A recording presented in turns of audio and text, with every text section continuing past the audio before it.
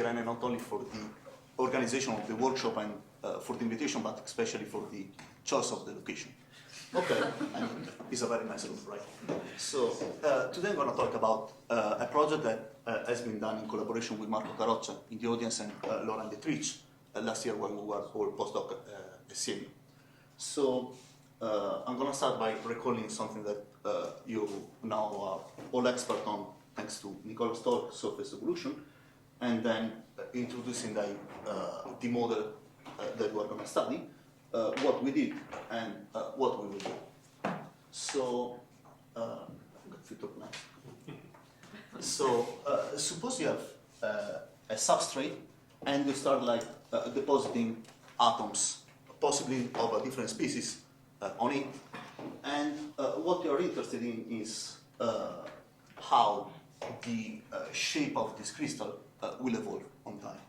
So if you want to do that, you can use like the so-called answer-mass relation, since that the normal velocity to the surface is proportional up to a coefficient, a mobility coefficient, to the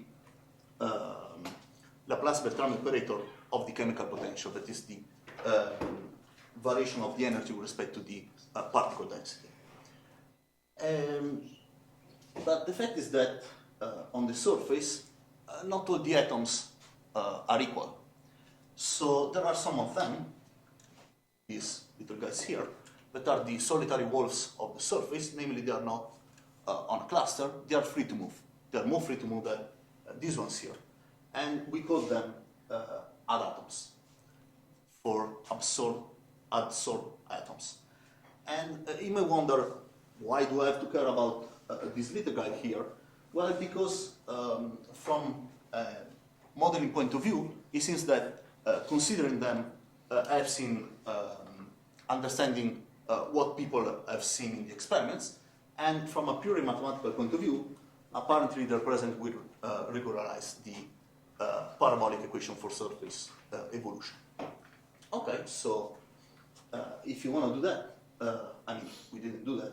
It was proposed by Fried and Gerting in 2004 in the language of what they call configuration of forces, that is like a big paper like treating all surface evolution, surface diffusion, bulk diffusion, everything. And the equations are these ones, and now I introduce all the guys here. So we have like evolving sets, we have the normal velocity, the mean curvature, and now this is new. So this is the atom density. So we want to keep track of these crazy atoms like moving freely on the surface, and we keep it track with this U, the atom density, that appears here, here, here, and also in the mu after. And we have the energy density for them, is this psi here, and the chemical potential in this case, because of all the simplification that I'm going to talk about like in 1 second, it turns out just to be like the psi prime of U. And well, okay, this parameter rho, that is the density on the bulk, and this other term B, that I'm going to comment next slide, that is the kinetic coefficient and the diffusion coefficients. So let me tell you just a bit on how these equations have been obtained. So they are just balanced law on the surface for a very simple case where bulk diffusion is completely neglected. There is no elastic energy. That's why the mu in the energy, we don't have like the energy of the mismatch between like the lattice of the substrate and the lattice of the atoms above. I mean, it's a star, right? And we completely neglect the surface stress, so we don't have the elastic energy on the surface. And okay, what they call simple materials, the coefficient D here is just a constant, it's not a function of the position. And we have like a comment on 2 terms. First of all, this one, this plays the same role of the rho here, because it's the first variation of the total mass. So we have the mass on the bulk, that is density times the volume, plus the number of atoms on the surface. And this is the first variation of it. So it has the same flavor of the rho here. And then we have another term that is like this BV here that generates from the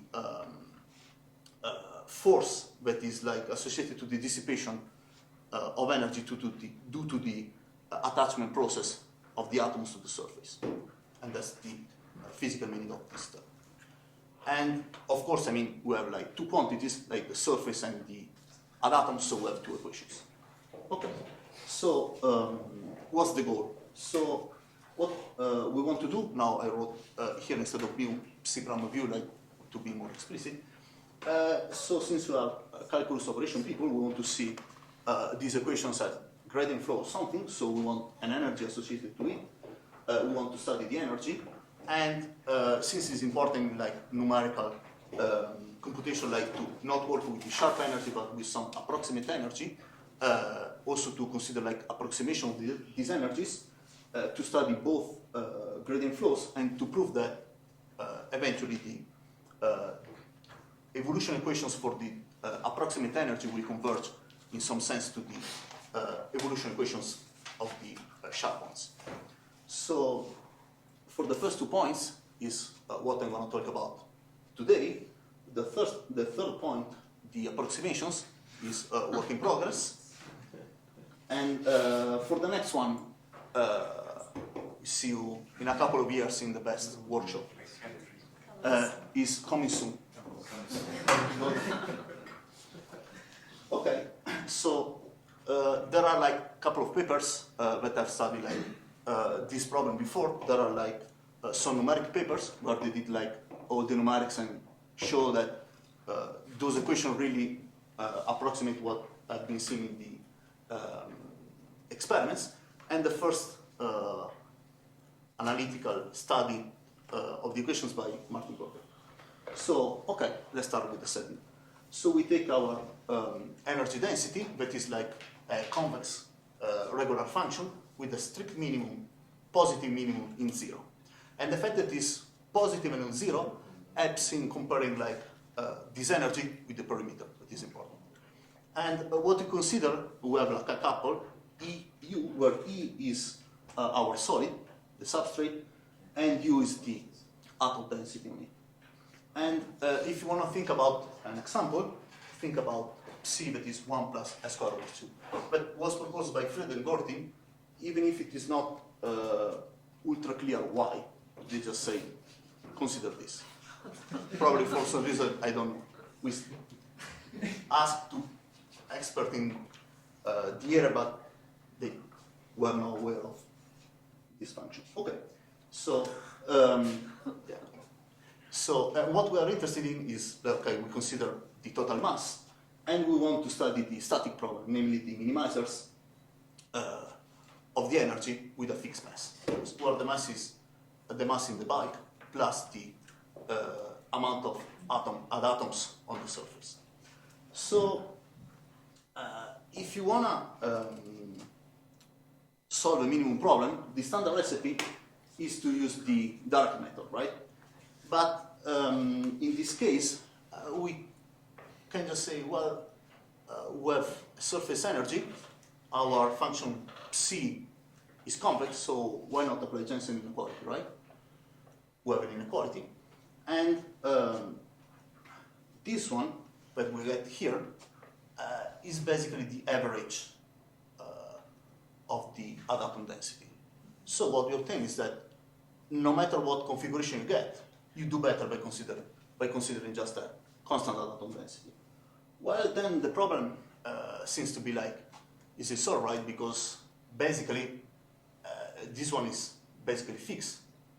You're just considering like the volume term, so you can just apply the standard isoperimetric inequality and saying that, okay, the minimal configurations are balls with constant atom density. This is almost true in the sense that in this process, especially when we apply the standard isoperimetric inequality, we completely forgot about the volume constraint, right? Because we want to keep the mass constant. So even if this argument is wrong, the conclusion is true. So, but this is basically how to prove it up to not mass to mass, the mass constraint. So it turns out that the minimum problem has a solution that is given by a ball with constant atom density, and in particular, every minimizing couple has the geometric structure of a ball, and if your energy is strictly convex, namely you have the strict inequality and the Jensen inequality, the atom density better be constant.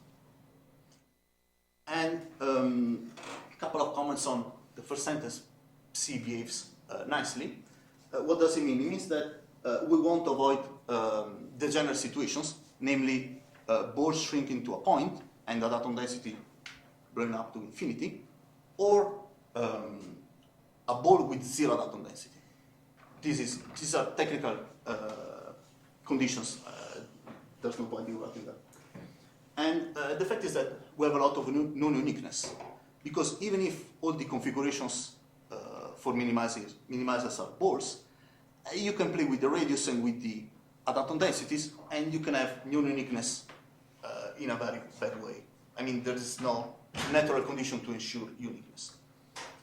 And the same result, by the way, applies to critical points. All critical points are union of balls with constant atom densities. Okay, so, well, we have the solution of the minimization problem, and the fact is that we completely avoid the issue of the direct method, namely lower semi-continuity of the energy. And it's something that we really care about, because in the end we want to see that energy, we want to approximate that energy with diffuse energies, so using gamma convergence, so that energy better be lower semi-continuous. So there are a couple of phenomena that we need to take into consideration. So the first one, that since we grew up in the 80s, we call the Pac-Man example, is when we have something like a Pac-Man that is closing. So you have some atoms here that in the end will end up being on the bulk. And this is something that is a configuration that is not admissible in the standard setting that we talked about before, because we are only allowed to put atoms on the boundary, right? And another example is the ring example. So we have a surface that is keep wriggling, and we want to understand what happens in the limit. So the idea is to extend the domain of our energy. So instead of having a couple EU, we take a couple E mu, where a set of finite perimeter, instead of considering them, we consider a set of finite perimeter. And instead of considering a function on the reduced boundary of this set, we consider a measure. And we consider a measure whose density with respect to the HM1 measure restricted to the reduced boundary of the set is what we call mu, U. And this setting will allow to consider this phenomena that I showed you before. So the extended energy is basically this one. So we consider in the classical setting, so we take a measure of mu that is like just absolutely continuous with respect to the total variation of our set, and we put plus infinity otherwise.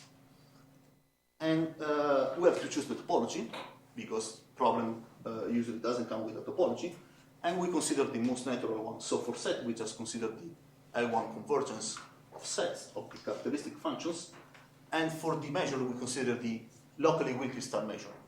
And the result is completely the same if, even if you use the weak star convergence. So instead of functions that are test functions that are compass support, you take C0 functions, C0. Okay. And the nice fact is that this topology, since everything is positive, all these measures are positive, is metrizable. And this is really nice because we can work directly with sequences in order to prove the relaxation result instead of using the general topological setting. Okay. So there are, you have to guess what is the relaxed energy. So if you want to consider this oscillating phenomena, it turns out that your density, psi, must be convex, that is already convex, and subadditive, which is something that is not asked a priori, whereas for the concentration phenomena, you need the recession function. So we look in the literature, we search, and basically there was no result exactly for this case. So, well, we prove the relaxation.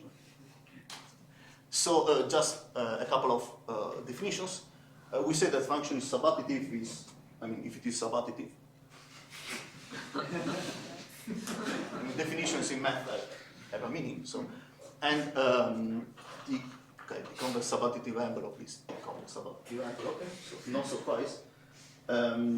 But there is like a very nice characterization of this convex subadditive envelope that will help us a lot in the proof. So take your function psi, and it is, for example, 1 plus s squared over 2, and it turns out that the convex subadditive envelope is, you take, if your function psi has a tangent that touches 0 here, then from this point on, your convex subadditive envelope will be linear. So, if there is this point. So you just, this geometric condition, you take like tangent line, and if the tangent line touches 0 here, then you start just going linear. And this will be crucial in everything we will do in the following. And this is due to the fact that this coefficient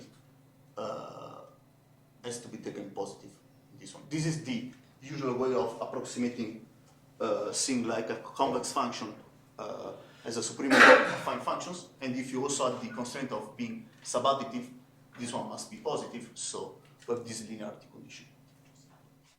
Okay, so what is the candidate for our energy? So we take this number, this is not the recession function, it's just, since everything is scalar, it's just a number, and notice that here we're taking the one for psi bar, not for psi.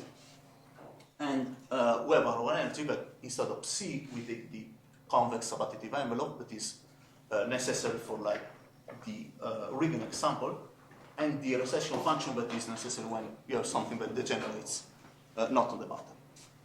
Okay. And you write any measure mu as the absolutely continuous part plus the singular part. Okay. And it's important to notice that this is what we want to prove in our topology. So how did we prove it? Just very few words. So for the limit is not difficult because this function here is lower semi-continuous, and every time the psi, the function psi, is greater than or equal than psi bar. So you have an inequality for free. This is for free because this one is always psi and is the tangent line from some point on if it happens, and since the function is convex, the tangent line is below, so you have this inequality for free. And this is exactly the relaxed function for regular configuration, so no surprise. Okay, and since this is lower semi-continuous, that's it, you're done. Is for the limb soup, but there are something interesting going on. So for the recovery sequence, we have two terms, and we are going to construct recovery sequences separately for the absolutely continuous part and for the singular part. The idea is the same, so I'm going to present more in detail this one, and then for this one, we're going to go like faster. So recall that we want to construct something. Okay, we have configuration EU, and we want to find some set fk and vk and function vk for which this is true. So if psi is always equal to psi bar, there's nothing to do, right? But the fact is that when we do have this psi bar here that is linear, we have an issue, right? Because we want to approximate something that is here below with the psi bar with something that is above psi.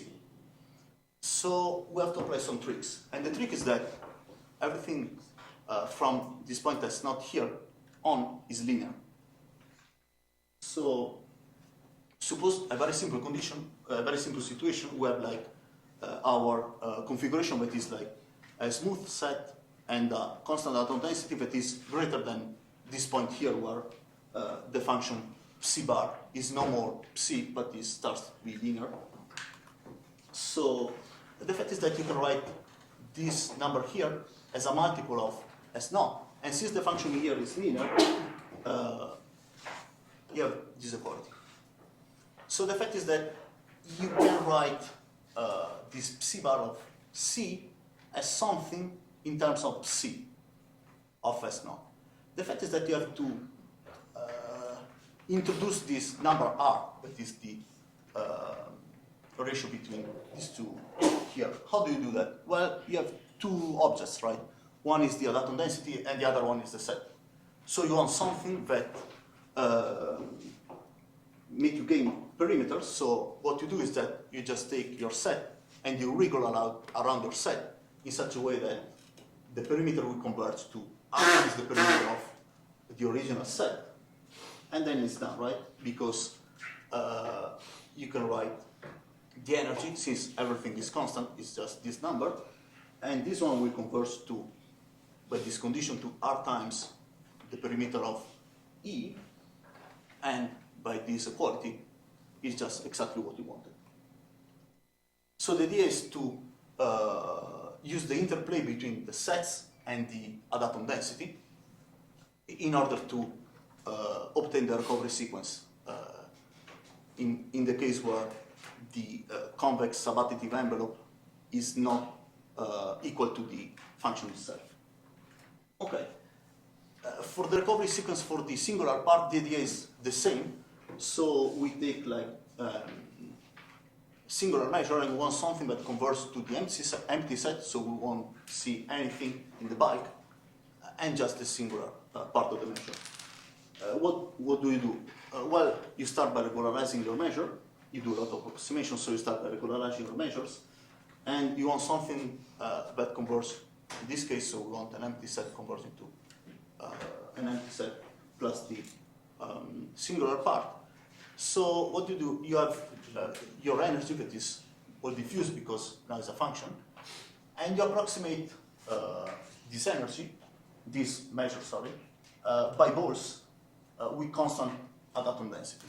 And since this is the singular part, this one will blow up, so these coefficients on the boundary of the balls will blow up. And this will tell you that you are in the regime where the psi is no more the psi bar. So what you do is that you just take these balls, the union of these balls, and you just apply the Ringling process to each of them. And by diagonalizing argument, you conclude. So you have something that converts to the empty set because all the balls are shrinking, and they're shrinking in such a way that their volume will also go to zero, but the energy on the surface will go to the energy that you want, to the measure that you want. Okay. So now we have the limiting functional, and we want to study also the minimization problem for that one. So we have the mass now, that is like the mass on the bulk plus the mass of the atoms. That is not only the absolutely continuous part, but we also have to consider the singular part. And we consider the minimization problem, exactly as before. So I recall that before the solution were given by balls with constant atom density, and here, surprisingly, the result is the same, in the sense that the values of the minimum problems are the same, and the minimizer for the relaxed energy can be taken as a ball with constant atom density. And it is important to notice, since has been noticed in the papers of experimental people, that the constant atom density is below the point where the convex subadditive envelope of your energy density is no more equal to the energy density, the original one. And why it is important? Because from a modeling point of view, this model basically makes sense when the adatom density is very small. So, this is important. Okay, and every other minimizing couple is either a whole or is empty. If it is empty, basically everything goes in the singular part of the measure, and the fact is that we have no control on that because you can do basically whatever you want since you have no rigidity in the minimizing couples. Okay, so this is for the static problem. So we have our energy, we know what are the minimizers, we relax the energy, we know that basically the minimizers are the same up to degenerate situations, but apart from that is exactly the same. And we would like to approximate this energy.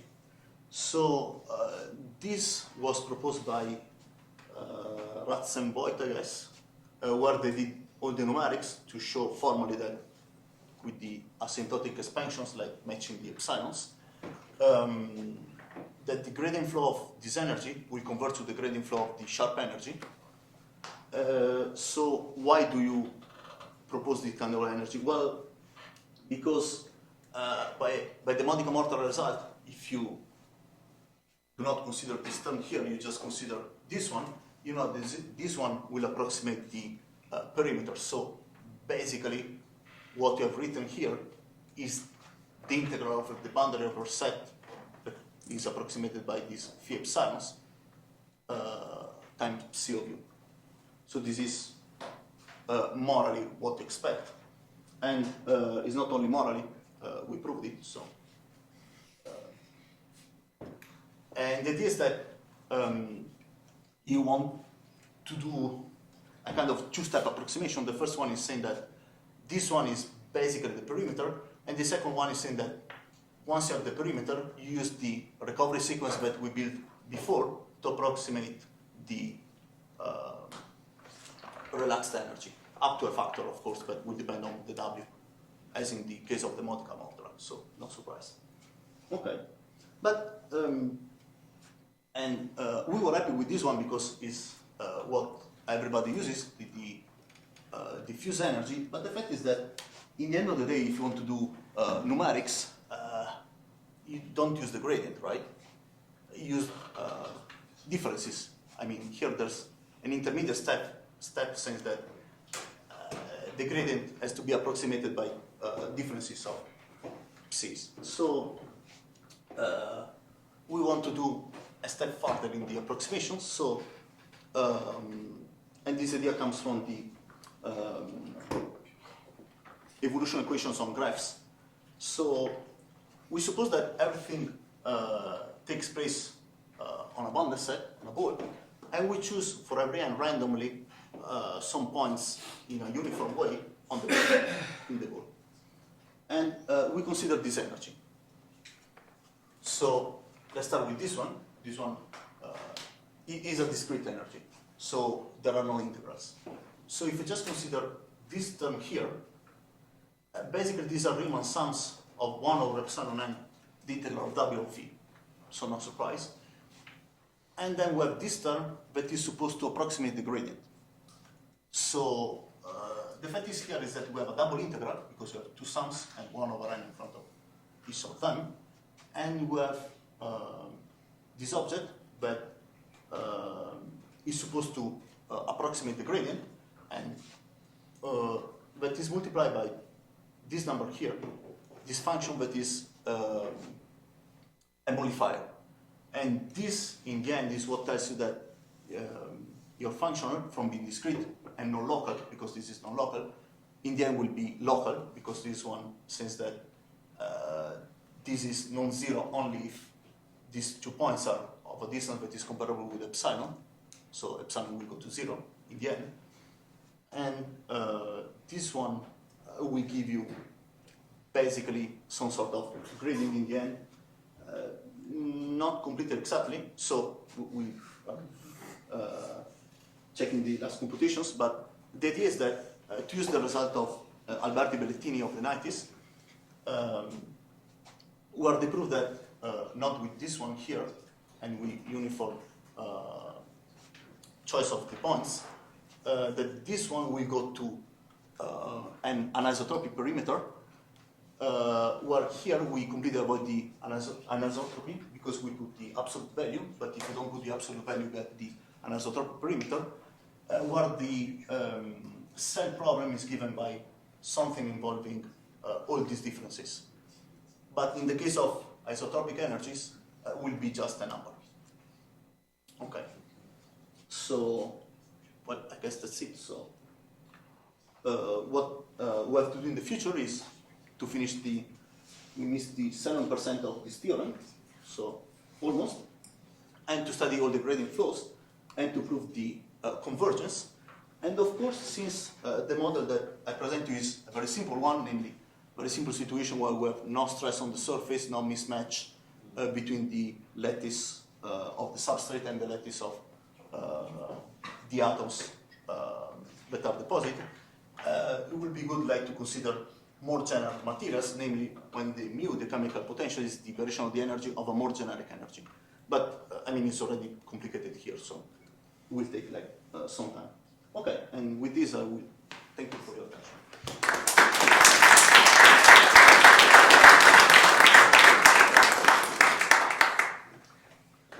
Questions? At some point during your talk, you mentioned that in experiments or somehow for low densities of adatoms, indeed constant density is observed. For low densities of adatoms, is it observed experimentally that constant densities are obtained? Like yes. And so, what sort of additional terms would you have to add to your functional to have the singular parts emerge for minimizers? What do you mean? Well, that is, yeah, that's a good question in the sense that, I mean, it appears from a mathematical point of view, right? Because if you have to consider relaxation, you have to consider those kind of phenomena. From the physical point of view, I think the meaning is that if you have a very narrow, set that are really close to each other, you can approximate them with the singular part of the measure, kind of. I think it's the same reason as saying, okay, we have the diffuse energy that is the real one in physics, and instead of that we study the sharp one, like in the modical mortar. I mean, there are no sharp interfaces in reality. There are always small interfaces, but it's better to study the sharp version instead of the diffuse one. I think it's just from the mathematical point of view that you have to study that, I guess. There must be some experimental results with concentration of adatoms as well. Is that right? I don't know the literature on adatoms. I'm asking, is it always that you see a smooth density, or are there concentrations as well? No. I mean, that is. I mean, this model is for a very simple one. So, if you have all the mismatch between the lattice and the atoms, and you add also the surface stress, I guess you should get also concentration, as you get in other models where you have islands. But for this one, it's very simple. So you just get the constant one. But I mean, for sure, there will be more complicated models for those phenomena. Questions?